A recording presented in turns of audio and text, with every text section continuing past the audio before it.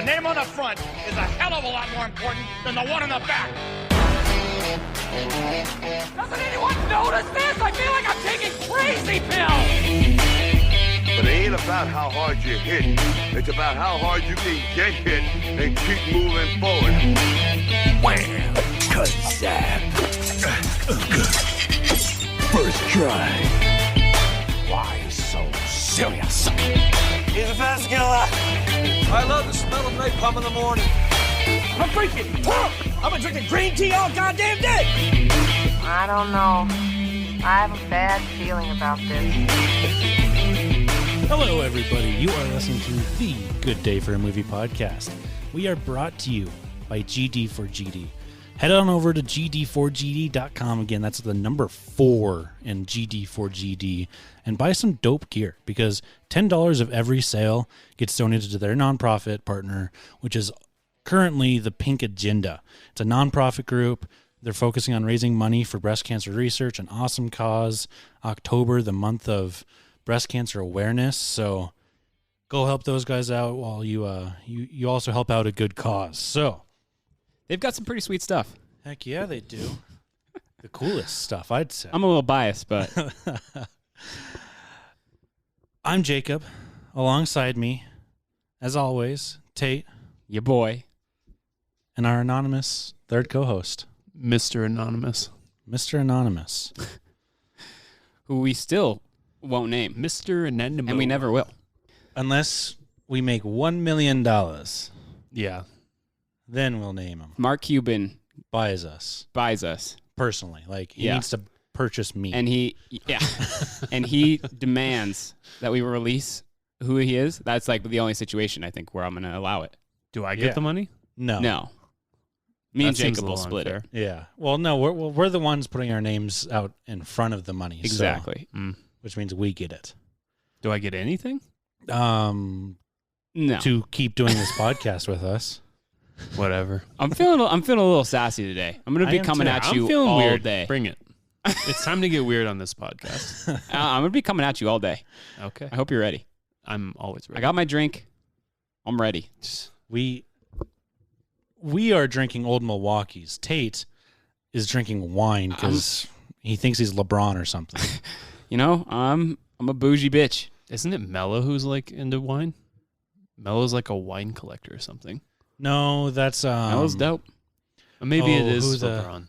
Well, LeBron's definitely into wine. He'll like be carrying a glass of wine into games. Oh, maybe it's Dwayne Wade.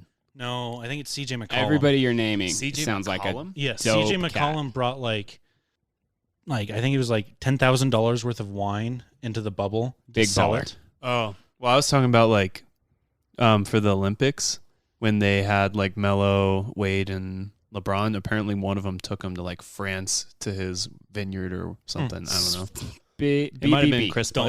It was that group, like Mello, Chris Paul, LeBron. Yeah, I think it's CJ McCollum though that brought in like I said, like $10,000 worth of wine into his hotel room so he could sell it to everybody else. They're bulling. They got money. Just drop it on wine. Baller.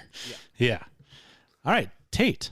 It's your movie choice. It is my pick, and oh my gosh, I've been so excited to watch this movie, and I know so this is a little precursor, but I've been trying to get to watch this movie for quite some time. Like a bad thing for me. And, you know, I've heard really good things about it. It's made in 2017, so it's fairly new.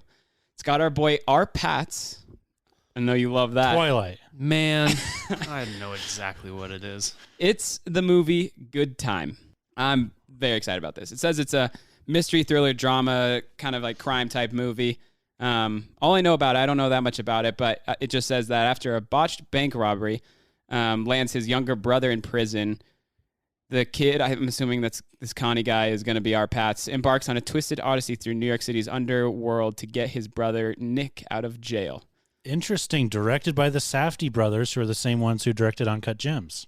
Yep. Yeah. And so that was... that's a really bad song. Great sign. I love it. Yeah. Yeah, they did Uncut Gems. I don't really know these guys, but other than I've seen Uncut Gems, I'm trying to look at their other movies right now. Very independent, new, upcoming directors. I'm excited. I don't know much of this cast. I know R. Pats and Jennifer Jason Leigh. I don't even know who that is. Jennifer Jason Leigh. She's in The Hateful Eight. She's in Weeds? She's in Annihilation? Yeah, she's in a fair amount of stuff that she's kind of one of those. Fast Times in Ridgemont High? All right. Well, so it's an hour and 40 minutes, it says. That's a positive. It's streaming on Netflix. And yeah, let's get into it. Let's rock and roll. Next? You're incredible. Do you understand? Yeah. I'm serious. You think I could have done that without you standing next to me being strong? Are you feeling this? Are you feeling the cause I'm feeling right now? Yeah, I'm cold. You cold? Yeah. Let's get to Virginia, man. Just keep your head now. Turn around. He's all right. We didn't do it. Whoa! Get back here. Let's go. You're under arrest. So I told you about my brother, yeah? Something happened. I don't know exactly what. He's been arrested. He's being held at Rikers Island. Love, Oh my God, that's awful. make me clean. Just gotta get him out of there before something bad happens. He could get killed in there. The purest act from love. Damned always act. You need another 10 grand. You get another 10 grand, your brother will get out. The truth is an act of love. I think something very important is happening, and it's deeply connected to my purpose. Every day I think about untwisting and untangling these strings I'm in.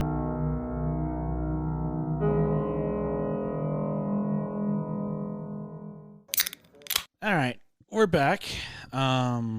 Ooh-wee. Man, the first note I have is this movie makes me feel very uncomfortable. I think the better way to put that is there's tension throughout the entire movie, and the tension really doesn't end until our homeboy falls off the building. In other words, it's not a good time. Yeah, nothing about that film was a good time for our boy R. Pats or the other guy. I don't even know what his name was. Anyone. Yeah, no. Yeah, really for like anyone. Not a single person had a good time. Good times I don't know, were that- not had that- by all. The 16-year-old girl seemed like she was having a fine time. Until she got arrested. Yeah, but No. up until then, yeah, she was No. just getting. I mean, yeah, she was getting statutory raped. Yeah, Not well, a good time. No, that's not a good time. Not a good time. Yeah, and she had some crazy mans in her house Yeah. using her phones. Yeah. I did not see the twist until he said, that's not my brother. I thought it was his brother the entire time. Oh, yeah. Even when he was talking, I was like, he's not talking the same as he was before. I realized once he picked up something to like go stab him, I was just like, oh shit, this is not his brother. And then, like, because he started talking to it, like, just saying, it like, didn't where even the fuck click. am I? It Or didn't where? even click when he was trying to stab him. I thought he was just freaked out. Didn't click when he was talking, even though it should have. Yeah, wow, that was it was certainly a Safdie Brothers movie. Very similar vibe to Uncut Gems. Well, you pointed it out at the very beginning, and I had no idea that was the Safdie brother. That was like I saw that in the cast of actors that are in it. I just completely looked over his name. I didn't even recognize that it was the same name as the director Safdie. Yeah, so that was Benny Safdie playing Robert Pattinson's brother, Which was awesome. Yeah, I mean, very good performance. It's got to be one of the more difficult tasks an actor has to do to play somebody that is special needs. Yeah, that'd be hard. What were your thoughts on it? I don't like movies by those brothers. That movie was, oh my gosh. I didn't like Uncut Gems, and I liked Uncut Gems more than I liked this movie. Wow, you dislike this one more than Uncut Gems. Oh, for sure. What did you dislike? I think this established that I don't like Robert Pattinson. Man, and see, that was the last note I wrote. Before this started, said, why do you guys like Robert Pattinson so much? I can't remember if that was on the recording or not, but this is why. I wasn't the biggest fan of the movie. I mean, this isn't a 90 for me by any means, but if I'm just grading like Robert Pattinson's pure performance, it's like a 98 because he was phenomenal in this movie. He was so good. He was incredible. In my opinion. Yeah. which is usually right. Can you at least agree that he killed this role? I think Adam Sandler did astronomically better than Robert Pattinson. They both did incredible. Yeah, I would put them. I'm not sure I would. I think our Pat's, like I said, I'd give him like a 98. I'd give Sandler and Uncut Gems like a 93, 94. I think it's hard to put one over the other. They're different, but yeah, for sure, different roles, but similar roles in the same kind of sense of. I guess they are quite different because in Uncut Gems it was, and not to make this an Uncut Gems discussion, but in Uncut Gems, Sandler's character, everything was going wrong for him, but he saw it in a lens where everything is going right. Yeah. Where everything was going wrong for Robert Pattinson's character, and he knew everything was going wrong. And for in Uncut Gems, like there was a silver lining at the end. Even I don't know if we want to spoil. Yeah, we won't spoil but anything. Anywho, we'll stick to good time. Not a good time. Yeah, I don't know what it was about Robert. Well, I don't know what it is about Robert Pattinson. I just don't care for him. Like, I think Robert Pattinson was fully entrenched in being a vampire from Twilight and is trying to get out of that. There's no doubt that he's that trying to. Oh, he's out. Baby. He's tried to distance himself from that role, and I think he has. Ridiculous role. I don't know. He's a stud. Yeah, he's awesome. In this movie. It makes me so excited. Any role I watch from him, it makes me so excited for the Batman. Is he the Batman? Yeah, he's going to be Batman. Huh. You didn't know this? I did not. Yeah. It's kind of cool. Yeah, we will most definitely. I'm not sure how I feel about him being Batman. Oh, it's going to be awesome. There is he's only one jacked. Batman. There is only one. Yeah, Batman. Michael Keaton. No, Christian Bale. Ben Affleck. Fuck you. Tim Conroy. Christian Bale. Oh, okay. That one. That one. Batman. Yeah, he was fine. Yeah, he did okay. Anywho, on Good Time, I was very excited about this movie. I had high hopes for it, and I think it hit all my expectations. I think the entire movie, like I didn't feel like talking during the entire movie. I was completely. I feel like every moment, and like there was that one point where you had to get up and go to the bathroom, and I was like, this is not the kind of movie where you would even want to miss 10 to 15 seconds of it, because I feel like things were happening so quickly and like the plot was changing constantly that you just had no idea where it was going to go, and it kept me at least fully entertained and fully engaged in the movie from start to finish, because it was just the entire time he was just stressed, he was just trying to figure shit out, and he was just freaking out, but also like he was a smart guy though, like he was really clever. Yeah, for sure. I mean, I think we've talked about this maybe we haven't, but if you look at people like Pattinson, like Pattinson's characters, and there's so many, even just everyday instances where you can look at this, a lot of the times these criminals are so smart that if they applied themselves to the real world and not breaking the law, they'd be fine. Yeah. And there's just something that's just a tick off. And I think that was what was on with Pattinson's character, with Connie. That kind of gets to one thing that I want to touch on later, but I like going back to like how like he's incredibly clever and like this entire movie. I think that every time he was attempting to do something, or kind of like he changed his mind, he's like, okay, I need to go do this. I need to go get this money. How am I going to do this? It always like, I always thought that it was going to happen one way, and then it happened the other way. Like when he was going to use like that credit card. Well, actually, I did see that one kind of coming, that that situation wasn't going to work out with the credit card, but that was also because it was early on in the movie. But at the hospital, I did not see him breaking his brother out, or like that guy out. Yeah, I just figured that was his brother, and yeah, I figured that was his brother, and I was like, he's gonna get busted. He's gonna have to somehow find his way out of this. But he successfully got that guy, who he thought it was his brother, out of the hospital and onto the bus and dropped off, and he finagled his way into this house. And then I thought that the house situation was going to be also like a death sentence for him, where he was going to get in a lot of trouble there. Didn't. And was just chilling there because the family trusted him. And then I thought when they were in the Ventureland, I thought they were going to find that bag, and I thought they were going to find the money. Didn't. And so I kind of liked it because everything that I thought was going to happen, it just kept turning and turning and twisting and turning. None of that happened, which I thought was really cool. But what are some other issues you have with this movie? I think I just thought it was boring again. Like, Boring.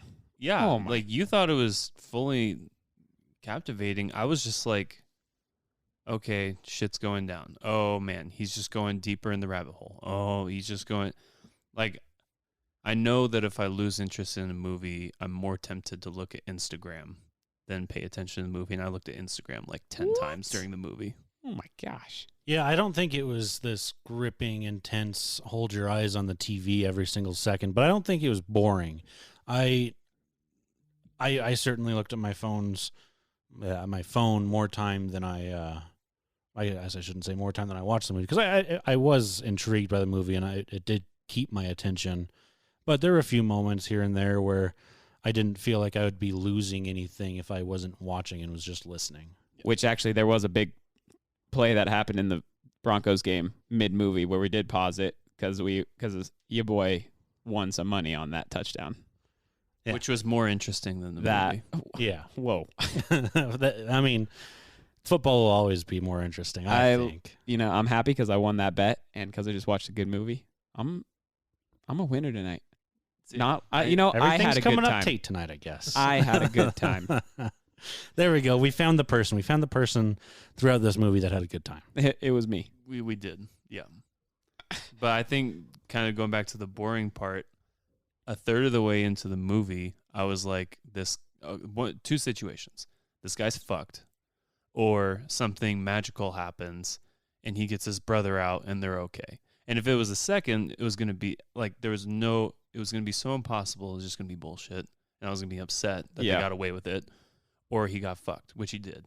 And so I was like, okay, basically it seems like this movie is just him getting deeper and deeper into deeper and deeper shit and just getting fucked at the end. That's one of my favorite aspects of it. I think if in the end, he would have pulled something out of his ass and he would have got the money or got his brother, he got what he wanted or he was going for, I don't know if I would have liked it as much.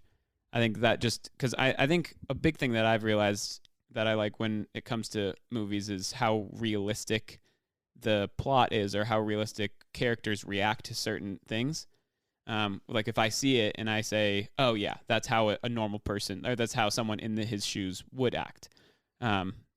It hit that on the T, I think, throughout the entire movie. And I was looking at the accolades that it was getting. So it was up for a bunch of like those indie film festivals, and it won the only categories that it won at like the Cannes Film Festival and all those other things is best score, which that was the other thing that I was going to mention is the music to it was awesome. Yeah, I loved it. That is crazy because I think that was my least favorite part of the movie. It was so anxiety inducing. It was a lot like so loud. Uncut Gems and Punch Drunk Love type of kind of noise, and like all the sounds that were coming through. So I can see why you didn't like that, but I loved it and it won a couple awards. The awards that it did win were for its score. Yeah, the same composer also did Uncut Gems. His name is Daniel Lopatin. So that's why, I guess I shouldn't say that's why they sound so similar, but that's why they are so similar. Not that composers always sound the same, but he's got that in his bag that he can take out, which he did for Uncut Gems. This one, or it's I found that it said the music is by One-O-Tricks Point Never, who's a DJ. Well, on IMDb it says composer. Oh, same person. It's the same person? Yep. Huh. Daniel Lopatin is his real name. Tricks Point Never. Yep. And that's what he was credited in. American musician working in electronic and experimental music. Synth-based recordings. Yeah. Yeah, I thought the music was awesome. And then that's what he was credited as. He was credited as Daniel Lopatin in Uncut Gems. So he must have been a DJ, and the Safdie brothers kind of tagged him and said, and he was probably dabbling in it and said, "Hey, you're our guy." Yeah. They were like, we want you. The other thing that I really liked about it from my just looking up facts about it, is the budget. It was a $2 million budget, which for a movie of this caliber is very small. That's the most impressive thing about this movie. I mean, all $2 million of that was probably spent on helicopter shots of the cars driving. Yeah. Hiring police equipment. Well, I mean, I bet our Pat's got about $50. yeah, like I could have done with about half less time of cars just driving and overhead shots from a helicopter of cars just driving. That was a bit much for me. I mean, we get it. Show them like maybe driving for one scene, but don't make it like 3 scenes where it just goes on forever. And you're like, yeah, we get it. Like, we're not a dumb audience. We understand that he's driving somewhere. Yeah. Well, and I thought the 16-year-old girl, she was hilarious. I think like just the fact that she was so chill with everything going on, like him when you're talking about driving the car, it made me think about in the middle of the movie. I was always wondering, I was like, why is she just so like in love with Robert Pattinson? The fact where she'll just like let him drive a car, like stay in the house, do all this stuff, and she just trusts him and follows him. And yeah, when I have kids, they will not be like that. Yeah, they never if I have kids. I'm not living in New York City. That too. Another very obnoxious part about the movie for me was that guy's just monologue on what happened to him that night and how he ended up. Oh yeah, I did like that. I hated that. I was like, this is annoying. You're just like sitting in a car and like just going on. Like you could say a few things about it. It seemed like an impromptu, forced way of, oh, by the way, this is this guy's entire backstory. It was like the writers couldn't find.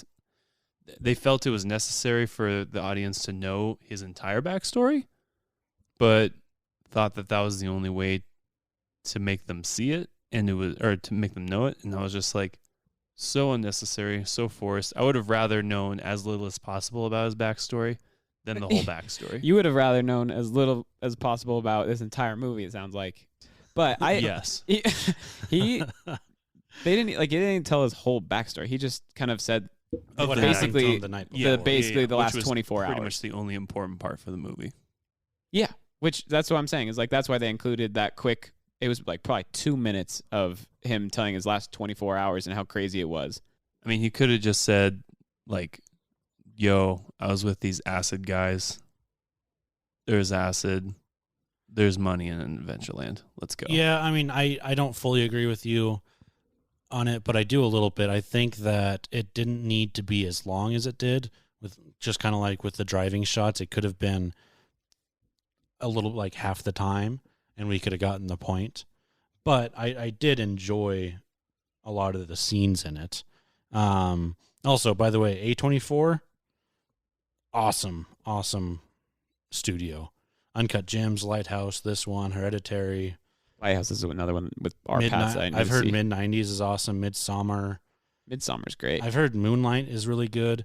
This studio is. I haven't seen many movies from them, but the ones that I have seen, I've enjoyed for sure.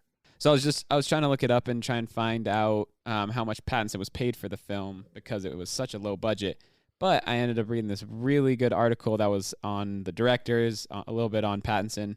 And it gives me a lot more respect for these directors, definitely. But they were talking about how Josh and Benny, these two directors, they like to make their movies.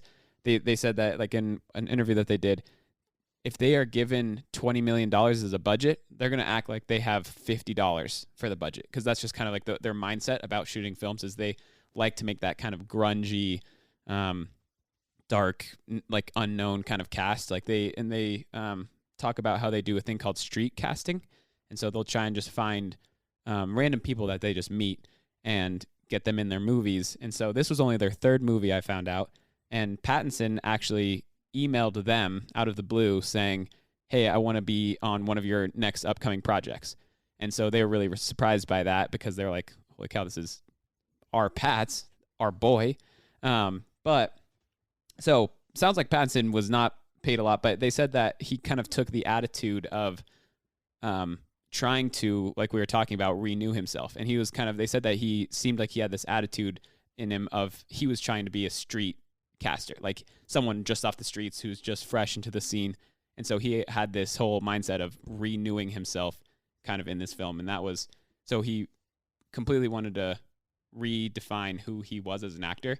And so I think that's really cool, the way that they kind of direct films and how they run it. And I think it's really cool that he just reached out of the blue and said, I don't know what you guys are working on, but I want in. And they said that when they got that email, and he said that they were already working on, or like kind of building the blueprint for Uncut Gems, but they said they decided not to throw him in that because he didn't really fit. So they found him for Good Time. But anywho, that was a really good article. I have a lot more respect for these guys. I think the movie was great, but I think their whole idea of how they do casting and the budget and everything and the type of movies they go for is really cool. Yeah, when Uncut Gems came out, the Safdie brothers were both on a podcast, and they were awesome to listen to. They are definitely a couple of directors that we should keep our eye on. Not that necessarily they're ever going to do anything like huge, big budget, because I don't think they necessarily want to. But doesn't really sound like it.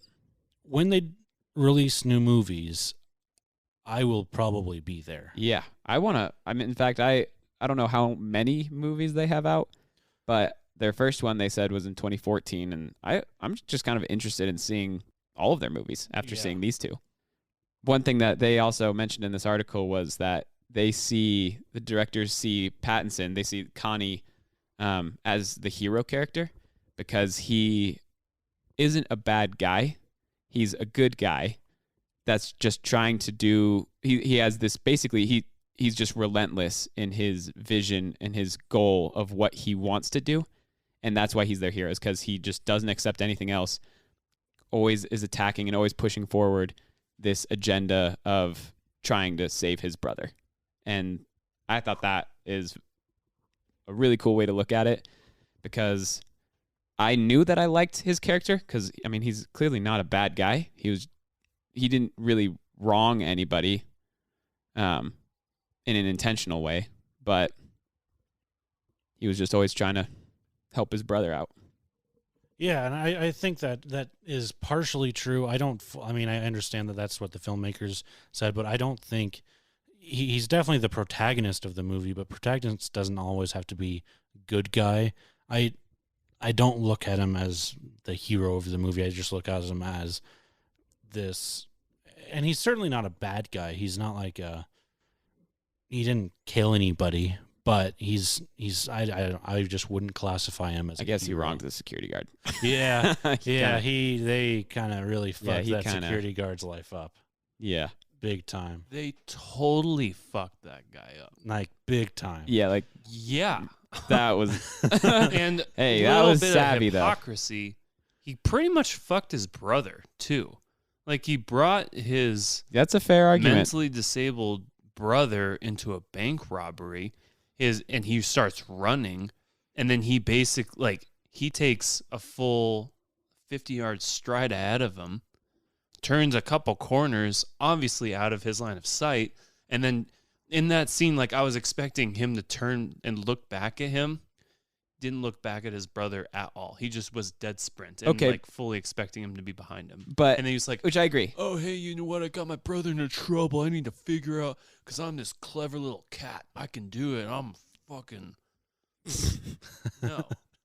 Wow, you really got it out for him. No, but I think, okay, I agree that he made bad choices, but his intentions were never bad.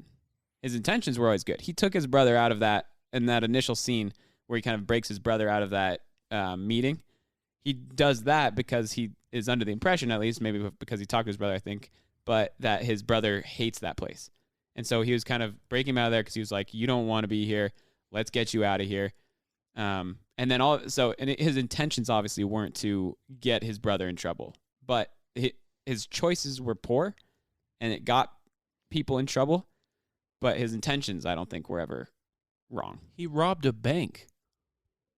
Yeah, what was he robbing a bank for at the very beginning? Because I know he was trying to get money. Just to get money. By the way, that was a cool bank robbing scene. Yeah, it was very cool. The masks were. That was the masks were. Scene. I honestly thought that those were real people until one of them started talking and I was like, oh, except that's the a second mask. he told her to go get more money, I was like, you dumb idiot. Yep. Yeah, you should have obviously just walked out. But the whole how quiet it was and how that was very different. I believe at some point, I can't remember exactly when or who said it, but one of the brothers was talking to somebody on the phone and was saying that their plan was to like just go buy this place in the woods and just live by. Oh, it was the Safdie brother. What the hell is his name? Benny? Nicholas or whatever. Yes. Oh, yeah, in the movie, his name is Nick. Yeah, it was Nicholas was talking on the phone. I can't remember who he was talking to, but he was talking to somebody and was saying that like they just wanted to go buy a cabin out in the woods and do whatever they want. Boom. There's your intention for robbing the bank. Just because they want to get away, man. Society is too much. Well, why you don't live in New York City? Yeah, the last thing that I was just gonna note real quick that I thought was interesting, and it came up in this article. But that scene where they're at the amusement park, and like the police were arresting the two black characters that were involved, and they just kind of like trusted Robert Pattinson as this security guard because he was wearing the jacket, obviously, but and he wasn't on the ground just full of running on acid. But they talked about it in this article in the scene that takes place in the amusement park where Connie plans his escape based on the correct assumption that the two white police officers will arrest the two black people on the scene and not him. As Josh writes it, which Josh is the other director, the other brother, as writers, we were thinking, how can he get out of this scenario? This is a very tough situation, tough scenario. And then when we realized how he can get out, we were like, oh my God, society is so fucked up that this could work. I think that this is the microcosm of the movie's macrocosm, which is that white people can get away with a lot more than black people, and that people of color are often the victims of white manipulation. I showed that scene to my friends, and they were like, whoa, it's crazy that the cops arrested the people of color. So that was one thing that, and I think that just summarizes their perspective. But when that scene was happening, I was like, man, this is funny the way that they're doing it, and that he does basically, in a very clever way, get his way out of this situation, and it ends up that the two people that were being arrested were not involved at all. In fact, they were probably the security guard was the hero of the situation, but they in fact were the ones that were getting arrested just based on the situation and the way it looked. So I thought that was interesting. Pretty clever directing and writing for sure. All right, we want to move into some scores here. Yeah, let's do it. All right, first off, let's get the what do we got from the critics? Aggregators scores. On Rotten Tomatoes, a 92%. Ooh. That's big time. IMDb a little bit lower, 7.4 out of 10, and Metacritic 80 out of 100. I kind of want to hear first. Yeah, You want me to go agree. first? Yeah, I want to hear yours first. I guess set low expectations when you can. I'm just giving it a straight up 6 out of 10. All right, that's a 60 out of 10 from. I will go next. We'll leave the last score to the person who chose the movie. Man, I think I'm going to go with a 79 out of 100.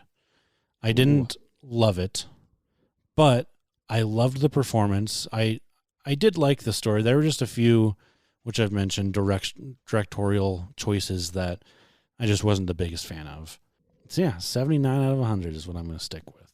All right. I think Jacob's year was a little lower than I was expecting. Yours is a little higher than I was expecting. Well, you guys can probably expect that I'm gonna go. I really like this movie. And I'm gonna stick to my intervals of 5, just because it's easier for me. So I'm gonna go with a 90.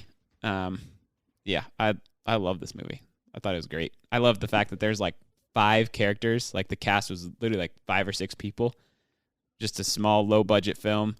Followed one guy in his story, and it was an interesting story, and the way it was shot was very impressive. I thought the acting was incredibly impressive. Yeah, I loved it. And by the way, at the Cannes Film Festival, it said that it got a 6-minute standing ovation at the end. Every film there does. Would not be one of The those. only analogy I just made with that statement was that the Los Angeles Modern Art Museum paid $10 million for a boulder as their opening art piece. AKA rich people don't know what they're talking about. I don't give a fuck. Like, that's just ridiculous. Yeah. Well, I'm glad that we finally got to watch that. Yeah. Well, now I don't have to watch it again. That's the good news. That's the good time. Now you're having a good I'm time. having a good time. All right, folks. Well, that's going to do it for today. If you have thoughts or questions, you can shoot us an email at gd4ampodcast@gmail.com. You can also follow us on Instagram at gd4. That's the number 4, just like the email, gd.movies. That's, again, gd4gd.movies on Instagram. And we're also on Twitter at gd4gd_movies. Same as the Instagram with the number. We'll catch you next week at the movies.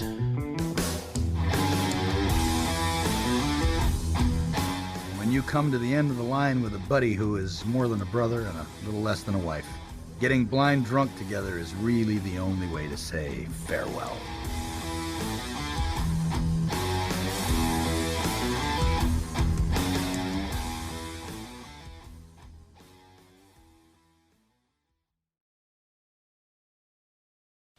You're still here? It's over. Go home.